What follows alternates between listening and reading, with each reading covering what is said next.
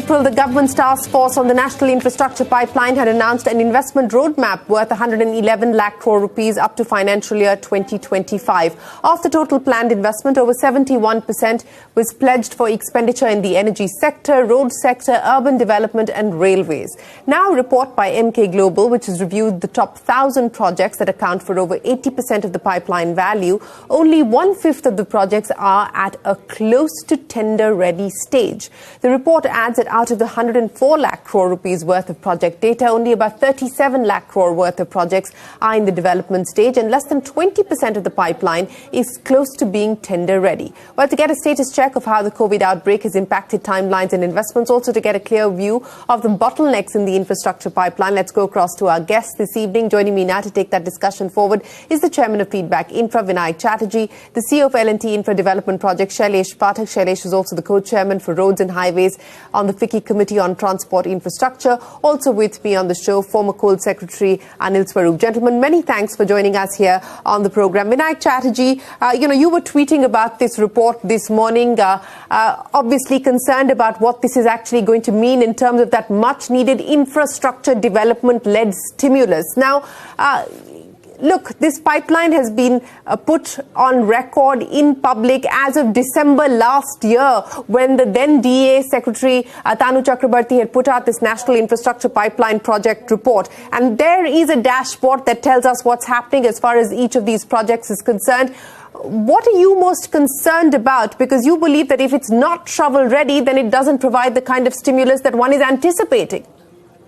Yes, you're right, Shireen. I am apprehensive and worried. I think the MK report uses the term almost tender ready. So let's assume that that's true. And it says that about 20 lakh projects, 1/5 of the National Infrastructure Pipeline, are slowly going to be ready to put out the tenders. That at best means 6 months away. And here we are looking at a nation crying out for a demand-driven stimulus, largely driven by public works and infrastructure spends.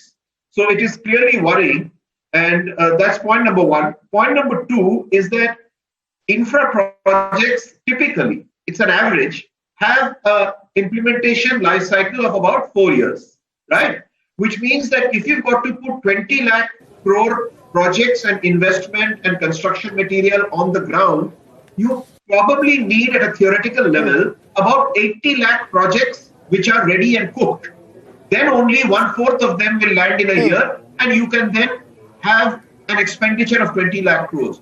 So let not the conversation be limited to 20 lakh crores, which is what the report says, 1/5. But the larger issue, we require a pipeline of conceptualization, projectization, and then implementation of, at this point of time, we need to conceptualize 80 lakh crore projects. And the last point I want to make is that most of the discussions on infrastructure, and you channels love it because you get bankers and financiers, is all about infra financing. Remember, the bullet train financial closure happened 2 years ago.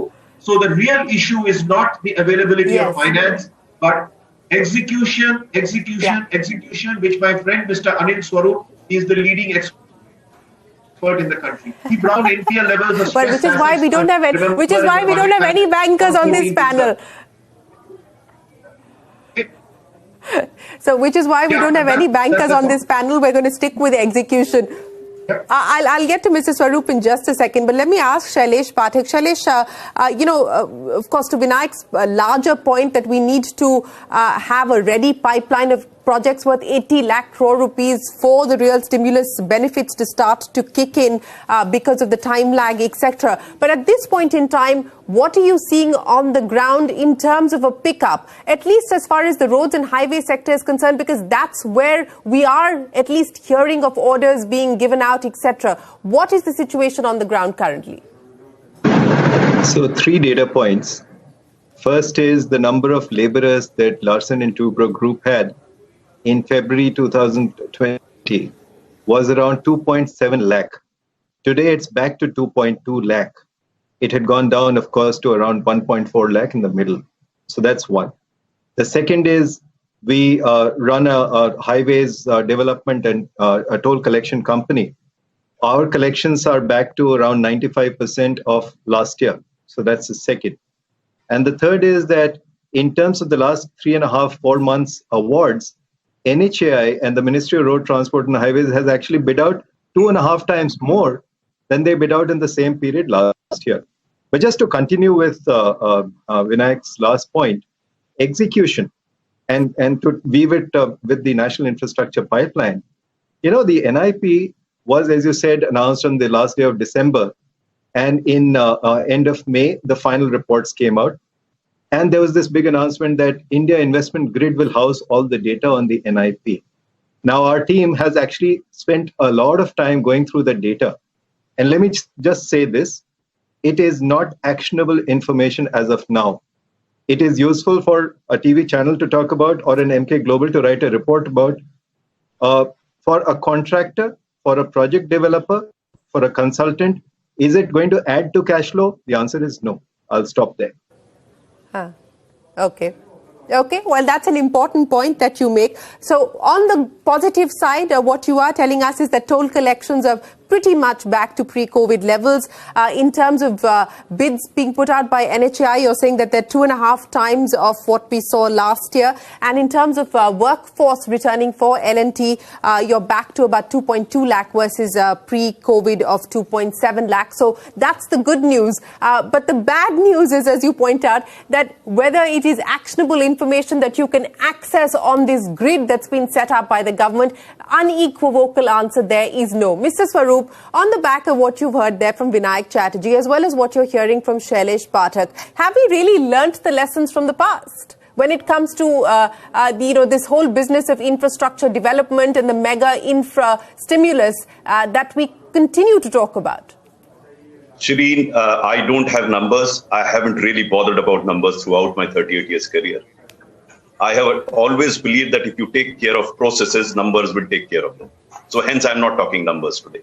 What I'm trying to understand today is, if we don't understand the why of a problem, why things are not moving, we'll never find a solution.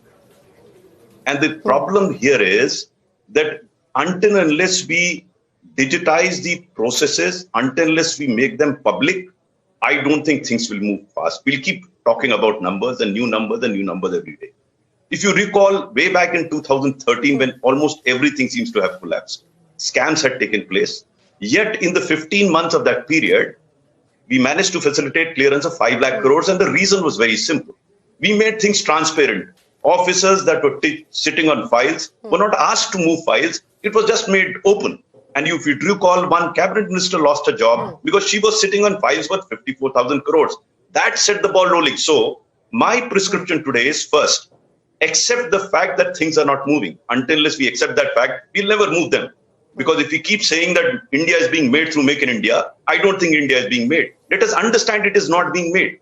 Having said that, let us try and understand why it is not happening. Well, of course, there would be reasons beyond our control. COVID has created that problem. But there are many other things which are well within our control. Yeah. For example, I have recently written, who stops every ministry to go digital? Why are we still having physical files? Let the world know which Babu, which officer, who's sitting on which file for how much time. That is one. Once you've done that, set up a monitoring system as was done in PMG, revive the PMG and monitor where the file is sitting. See, all projects will still not be cleared. But the question is, are we making a genuine effort to push things? Finally, once you start doing that, you will be able to digitize every step. Now, I'm going slightly into details. All the projects would require land acquisition.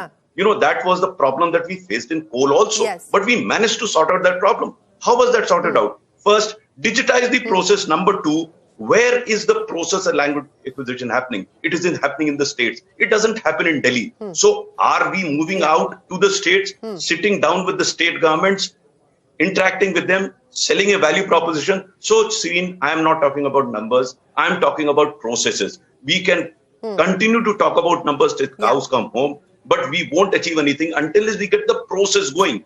Once the process gets going, I can assure you numbers will come. It was demonstrated in PMG. It was demonstrated in coal. It can be demonstrated in infrastructure sector also. For the time being, Numbers can reflect what is happening, what is not happening. We can fudge those numbers, but we can't fudge processes. Let's get down to understanding processes. And once we understand processes, I can assure you, we can also streamline processes because we don't intensively look at those processes. Yeah. We only look at numbers and we somehow come up with some numbers and say things are indeed happening.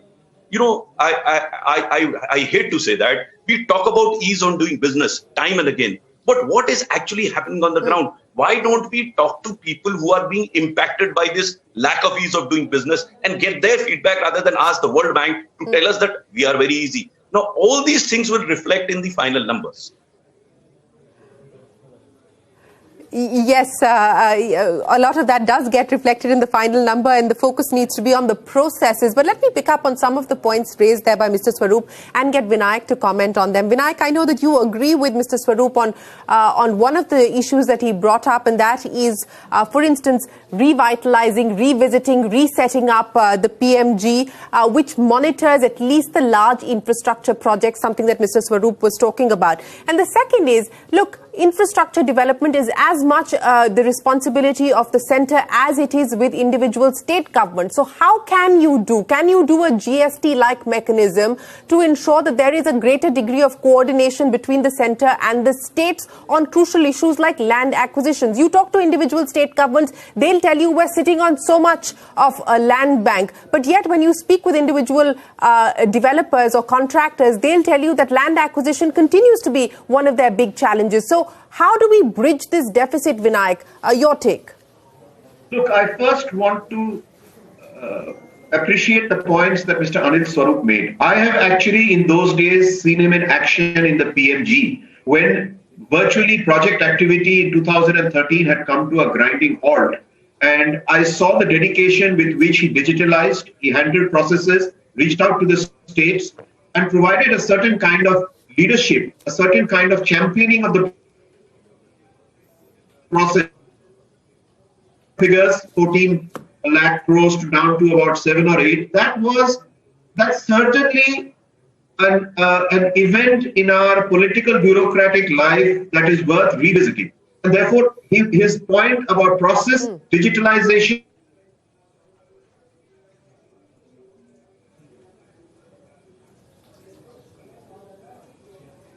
Oh, we've lost that line with Vinayak. We'll get to Vinayak in just a second. But Shailesh, let me get you to comment on what you've heard both from Mr. Swaroop as well as Vinayak on the issues raised.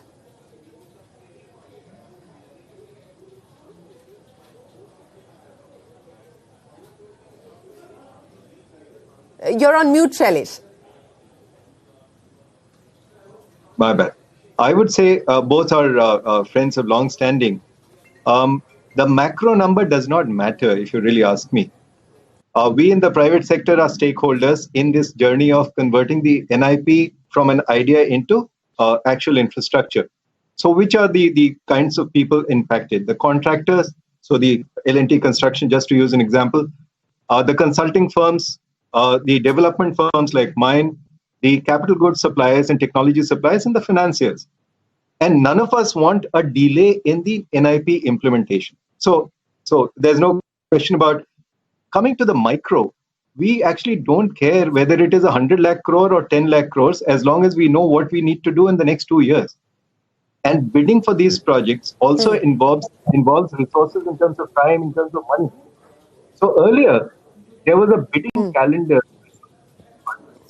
that in the next 6 months, in the next 12 months, these are the opportunities that are going to come up. That is something that needs to be done as soon as possible. And in terms of process, every infrastructure project essentially goes through 4 stages. The first is design.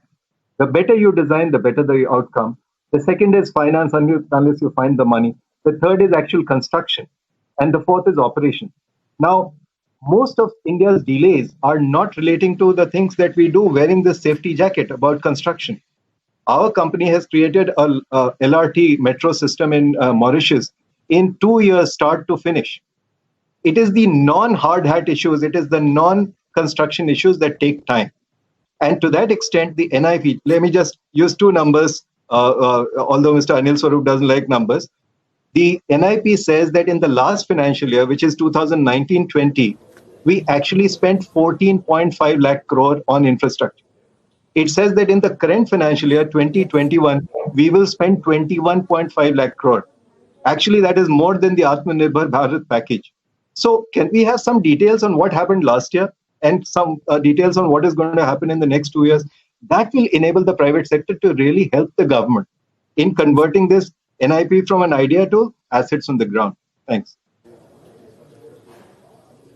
A very important point that you make, and Vinayak, we lost you, so let me get you to complete the point, that earlier point that you were making. And on what Shailesh Pathak just mentioned, when we're talking about whether it's 20 lakh crore or 80 lakh crore, one would imagine that the very first step would actually be for the government to set out a bidding calendar. I mean, that would be the basics, the hygiene sort of stuff, wouldn't it, Vinayak?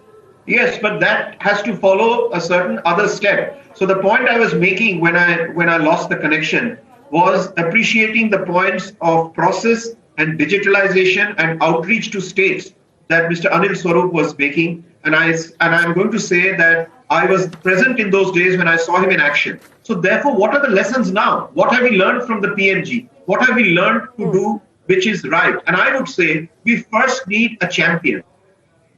Somebody who believes in digitalization, in process, on outreach, and is accountable to the highest in the land. So very simply, I have even gone public today tweeting that we require, like the PMG, we require a cross-cutting infrastructure implementation group housed in the PMO, because that's where action gets translated on the ground, and staff it with some of the best leadership, staff it with some of the best officers, and create a highly dedicated force that itself will champion the process that Mr. Anil Swarup has talked about and actually demonstrated in practice. So the first step is create a champion group, house it in the PMO. I am suggesting call it the cross-cutting infrastructure implementation group, and let them start everything that we are talking about. Somebody needs to own it, somebody needs to champion it, and somebody needs to make it happen. So let's start that process, and then things will fall into line. The ducks will start standing in a row.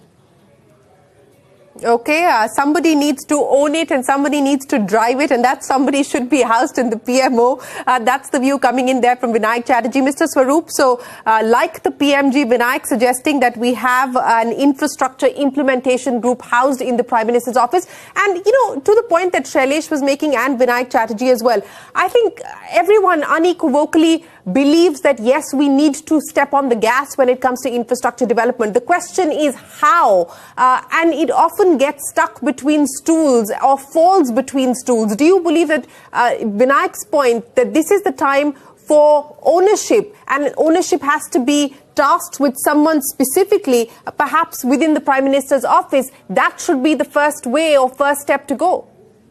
Shireen, none of us is talking about rocket technology. None of us is talking of something which is ideal and needs to be done. We are talking about something which was done. And let me give you a couple of examples again. If you compare the coal sector in 2014 and power sector in 2014, see why power or Uday didn't happen and why coal happened. And you will have the answers in front of you. So what is being suggested by Mr. Chatterjee and Shailesh, I think what I would like to see is the PMG is, by the way, already housed in the PMO. After I left thereafter, a couple of years thereafter, it was first housed in the cabinet secretariat when I was there. Now it is housed in the PMO. The only thing needs to be done, as Vinayak very rightly says, is get a champion who drives it, who believes in it, who has the passion to deliver it. Get that person there, give him the support. Don't monitor him every day. I mean, that will be another problem. Get the right man for the right job and then leave him alone. And I can assure you there are a number of such officers available who can actually drive it. But this focus has to come. Let's go beyond headlines, because this will not give you headlines for another 6 months, because there will be hard, great, down-to-earth work to be done in understanding processes, fast-tracking the processes. But I can assure, as was evident in PMG, 6 months, 10 months down the line, there will be a lot of headlines emerging out of it. Not worry about the headlines now. Get somebody to get it moving, and it can be done, because, I have personally interacted with the PM. He's extremely keen about it. But someone has to go and tell him, sir, this was done, this can be done. because PM cannot do everything himself. But I can assure you, in all my interactions with him, he appears very keen on fast-tracking these projects. In one of the informal discussions, I mentioned this to him, consequent to which this entire thing was moved to PMO. But then someone has to tell him, he's busy with so many issues. Someone has to highlight it. I'm glad that you are mentioning it here. I hope some people in the PMO are listening to this discussion. They don't have to do much. They have to get just a bright guy heading that PMO, heading that PMG. The PMG is already in PMO with PM support. And you look at what happened to Swachh Bharat. Look at where PM puts his word in. It works. In this country, it can work, and this government can make it happen. But someone has to wake up to this. Don't keep on giving numbers to the PM. Tell him this is the fact on the ground. Have the courage to say that PM listens to it. But unfortunately, some of us do not have the guts to present it before the PM. He loves such data. Let this data go to the PM. I can assure you that he will take a decision and energize the PMG, which already exists in the PMO. It got to get moving. You know what? Both Mr. Chatterjee, they are ready. They are ready to do. The problem is not at their end. The problem is at our end, at the government's end. Government should become a principal facilitator, not a principal monitor. Sit with them and understand what needs to be done at the government end, and it can happen. It will be a win-win for everyone. Yes, and we hope that it is indeed a win-win for everybody. But Shailesh Pathak, let me get wrap-up comments from each one of you. You pointed out some of the things that you would like more clarity on from the government. For instance, the bidding calendar. That, to my mind, is the number one ask that the private sector would have, or anybody would have, of the government. But besides that, what specifically would you be looking for to ensure that the NIP does, in your words, convert into ideas, into assets on the ground? So let me run with a specific example, because I have actually trekked in this area. There's a 4,500 crore highway upgradation from Namchi to Gezing to Chungthang in Sikkim. And this is under the National Highway Infrastructure Development Corporation, which is led by a very, very competent person, a good friend of mine. And we have full confidence that this will happen, because it is not one person sitting in the PMO who is going to make this happen. It is the NHIDCL engineers, and today is Engineers Day. So engineers are going to make the design. Engineers are going to finalize it, get the finance, and get the construction going. And this calls for skill upgradation and very, very committed champions, as was said, in each of these implementing entities. For instance, Mr. Gadkari openly says that his secretary Giridharji and Chairman NHI Sandhuji are outstanding people, so things will get done. So it is not one person. We had a very different system in 2013 when some elements were stuck. That is not so true today. So can we empower these individual project owners? We in the private sector, our job is to convert ideas into cash flow, right? Let the government come up with shovel-ready projects. We will have lots of shovels going all over India. Thanks. Yes, you will have many shovels hitting the ground, so to speak. Vinayak Chatterjee, I also, you started by saying that we often obsess about financing, but that's not what we ought to be obsessing about. But let me very quickly ask you for an update if there has been any forward movement on that committee that you're a part of, because the worry also is, given the constraints that the government faces on the fisc, financing this 20 lakh crore rupees may come undone. So, well, since I'm a member of the committee that is looking at setting up the DFI and as part of the finance ministry, let me just say that it is work in process, almost completed, and now the political establishment and the leadership has to take a call on it. So I won't comment further on it, except to say that it's sorely needed in a situation where there are not many institutions left that can finance 20 lakh crores per annum. So my two asks, as you said, very simply, one is to echo what Mr. Anil Swarup said and what I also advocated earlier, re-energize the project management group. I would suggest with a different government, let's give it a different name, call it the Infrastructure Implementation Group, house it in the PMO, create a cell around it with very dedicated people and a champion leader who will stand up and lead the charge and be answerable to the PM and will command the attention and the respect of various ministers and ministries. That's ask number one. Immediately re-energize that concept.